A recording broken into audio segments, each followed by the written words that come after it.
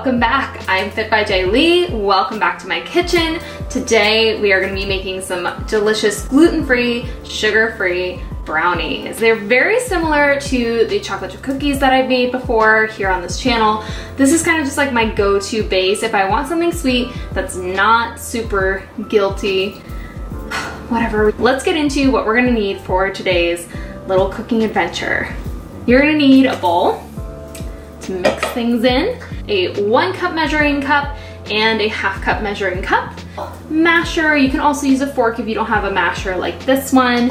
We're gonna make our own oat flour today, so you're gonna need a little food processor. You can also use a blender if you have a high power blender, but if you don't do it. Don't try to make the oat flour in a low power blender because you will break it.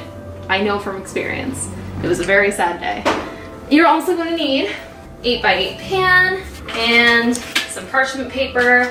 I prefer parchment paper. If you prefer to grease your pan, you can totally do that. That's your call, babe. I don't have a say in that. Let's get into our delicious ingredients that we're gonna need today. So to make these yummy little delicious brownies, we're going to need some bananas. I'm gonna use 4 today. You're also going to need some cocoa powder. This is just a brand that I think I picked up on Amazon Fresh, to be honest. It's pretty good. I've used it before. Yeah, Nature's Dark Chocolate. So get your cocoa powder. You're also going to need a little bit of agave. You can also use maple syrup or any kind of sweetener you want, really. This just helps to keep things from tasting too bland. You're also gonna need rolled oats, because again, we're gonna make our own oat flour today. And you're gonna need some chocolate chips. Almost forgot, you're gonna need some peanut butter. This is just peanut butter that I had in the fridge. It adds a little protein to these, and it also just adds that extra little peanut butter flavor. So you're gonna need like peanut butter, chocolate, banana, but that chocolate's gonna overpower it, trust me. Once you get all those, head on into the kitchen and let's get started. So first, we gotta set ourselves up for success. I'm gonna go ahead and preheat my oven to 350, and then I'm going to line this with parchment paper, easy, and then it just leaves like no mess for you to clean up after.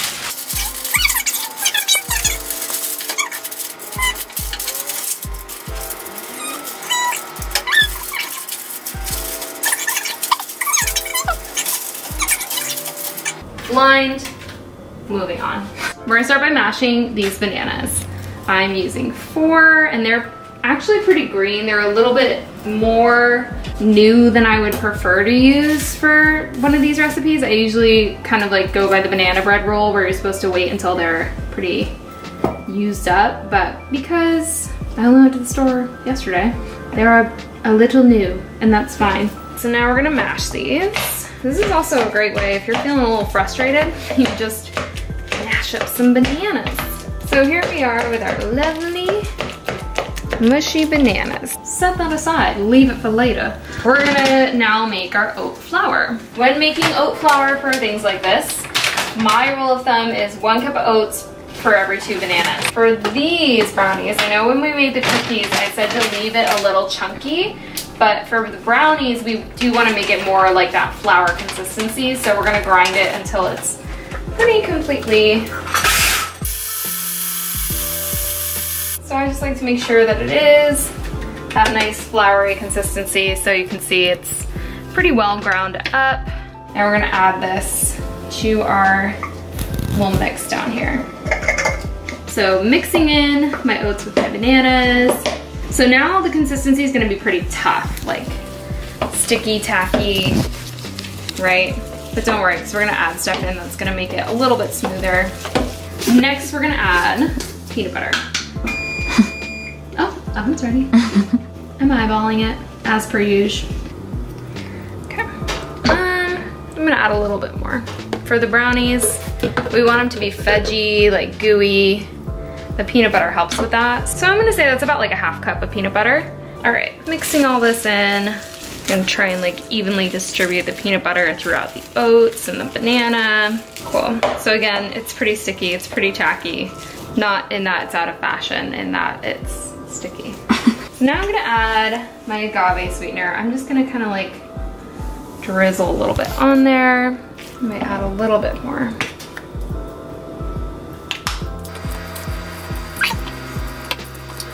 So now, we're gonna add our cocoa powder. We're gonna use a 1/2 cup of the cocoa powder.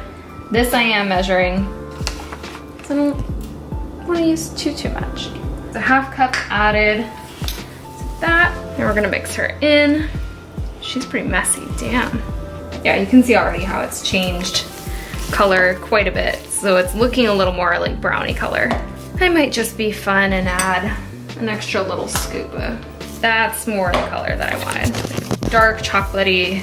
Now we're gonna add in chocolate chips for extra chocolatey goodness. Oh, wow, those look amazing. I kinda wanna try one. Do you wanna try one? Sure. These are new. I haven't tried these before. These are like a new Trader Joe's. Fine. They're a little bitter, which I like. Tastes like some good dark chocolate to me. Yeah. Just want like a little bit, a little piece in each. So now we've got our little like dough ball thing. I'm gonna put this in here, carefully. I mean, the good thing is it's not very messy. Push it down. All right, friends. So this is pretty much packed down. I'm smoothing it out now. Just for fun, I'm gonna add a few more chocolate chips on top. I'm not like the biggest chocolate fan, but I feel like there's those people that are like, you can never have enough chocolate. I do think there's a point sometimes of too much chocolate. I do too, but I feel like because there's also banana, there's also peanut butter. No, chocolate and banana is always good. Oh yeah, chocolate and banana peanut butter. And peanut butter. It's like such a good combo. It's kind of like a Chunky Monkey. It's like Chunky Monkey Brownies. We're gonna call them that now. We're here for the conception of the name. Chunky Monkey Brownies. Chunky Monkey Brownies.